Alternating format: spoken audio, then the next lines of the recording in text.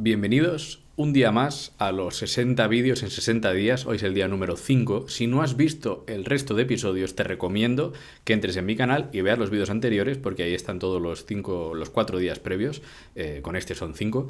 Y hoy vamos a concluir la parte de historia y contexto, una parte en la que hemos visto vídeos bastante generales, que creo que son importantes para entender el resto de la serie cuando ya nos metamos en cosas tanto más técnicas como análisis de marcas, historia de las marcas, etcétera. Esto es para que tengáis una vista de pájaro.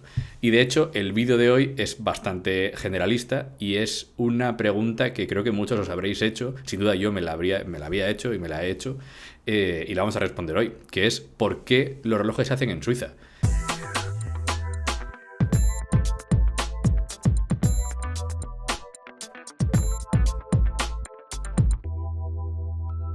Lo primero, no todos los relojes se hacen en Suiza a día de hoy. Lógicamente, Japón es un mercado enorme y no solo un mercado, sino una fuerza productiva tremenda en cuanto a cantidad. Tenemos Casio, Seiko, Citizen, Orient, son marcas que producen millones y millones de unidades al año. Y, por ejemplo, Alemania también, con un número de producción, un tamaño de producción mucho menor, es muy relevante culturalmente en ciertas zonas, como puede ser Glashütte. Pero ¿por qué tienen ese estigma y ese nombre los relojes suizos, el Swiss Made, la relojería suiza? Pues bien, vamos a descubrirlo hoy porque es una cuestión histórica. A día de hoy, como digo, a nivel técnico, la cosa está más dispersa, aunque sí que es verdad que en Suiza se producen la gran mayoría de relojes de alta gama y que la mayoría de la industria está en Suiza.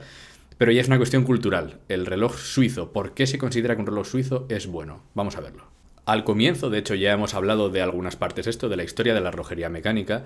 No todo se hacía en Suiza. De hecho, los primeros relojes mecánicos que se empezaron a comercializar nacieron en Alemania, alrededor de 1600, existiendo los primeros ya desde 1200-1300 en torres. Pero en la época de la Ilustración, en Alemania surgieron los primeros relojes comercializables. Después surgieron avances en toda Europa. Y de hecho, en Países Bajos fue Christian Huygens, del que también hemos hablado, el que en el siglo XVII inventó el reloj de péndulo, también fuera de Suiza. La persona que inventó el escape de palanca no fue una persona suiza, aunque a día de hoy se llama el escape de palanca suizo, fue un inglés, el relojero Thomas Mudge, en 1754. Y otra persona muy relevante en la historia de la relojería, quizás el que más podríamos decir, fue Abraham Louis Breguet, que era francés, tampoco era suizo. Es decir, si hasta ahora estas tres figuras tan importantes, ninguna era suiza, ¿cuándo se dio el trasvase a que ahora todas las grandes marcas fabriquen en Suiza y tengan su sede en Suiza?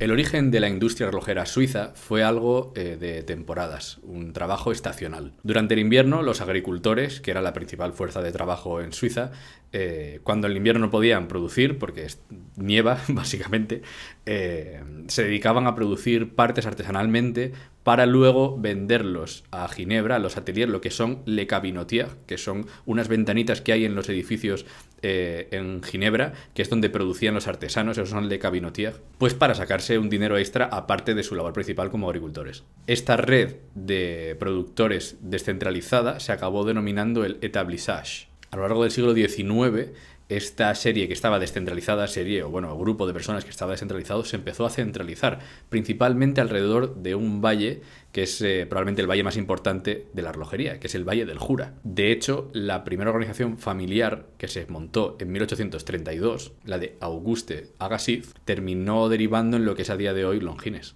Según siguió evolucionando este Valle del Jura poco a poco a lo largo del siglo XIX, se encontraron con un nuevo enemigo, Estados Unidos. Enemigo en el sentido de producción, un mercado masivo, industrializado y que competía, con el cuchillo entre los dientes. ¿Cuál fue uno de los principales o el principal hito que favoreció este trasvase de poder entre la relojería, sobre todo inglesa y alemana, donde se producían grandes relojes y estaba considerado los mejores relojes, y la relojería suiza era más una cuestión de producción masiva en esta época, en el siglo XVIII, siglo XIX?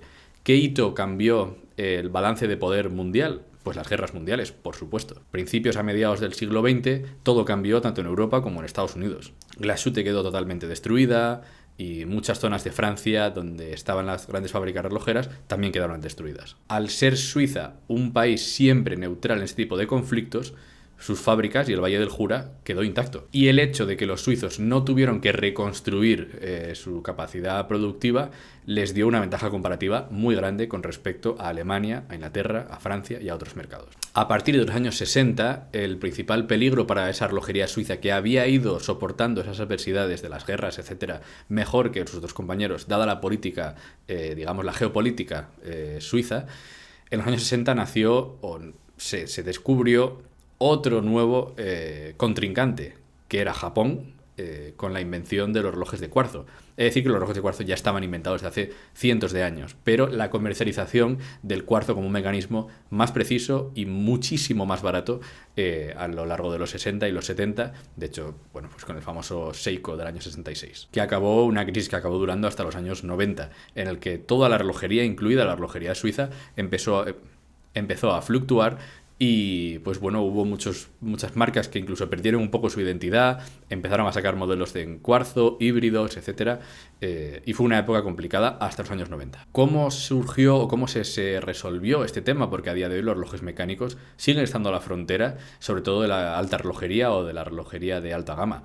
Pues bien, fue a través del empuje de la Federación Suiza hacia promover el Swiss Made, los relojes hechos en Suiza, la relojería mecánica. Realmente fue un esfuerzo de marketing, propaganda, comunicación, etcétera, para relanzar y devolverle ese prestigio a la relojería mecánica en contraposición a la relojería japonesa con el cuarzo, etcétera. Desde el punto de vista histórico, Suiza no es la zona más antigua, pero sí que desde el siglo XIX es cuna de relojería, y como ha ido solventando o digamos pasando no sufriendo grandes problemas bélicos a lo largo de los siglos XIX y XX, pues a día de hoy se ha convertido en el epicentro de la relojería.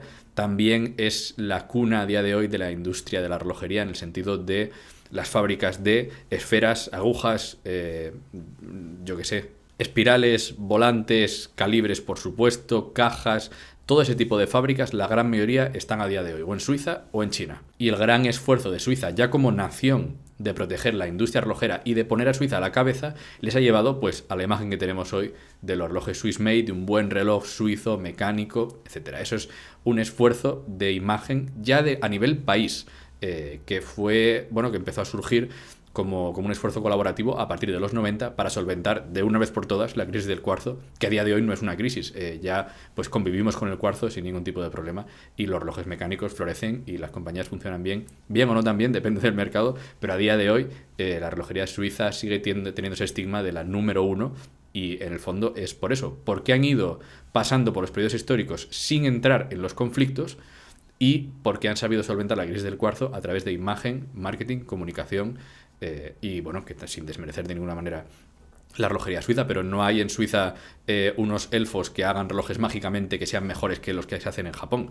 Realmente, bueno, siempre es una cuestión de estándares de calidad, de capacidad productiva, de inversión, etcétera. Así que hasta aquí el vídeo de hoy. Nos vemos mañana a las 9 de la noche. Espero que os haya gustado y que hayáis tenido una perspectiva más grande. Mañana ya empezamos con la nueva sección, con la mecánica. Así que atentos, papel y boli, vamos poco a poco, pero vamos a adentrarnos ya en mecánica pura, un poco basándonos en el vídeo que subí sobre cómo funciona un reloj mecánico y expandiendo en cada una de las partes. Nos vemos mañana a las 9 de la noche.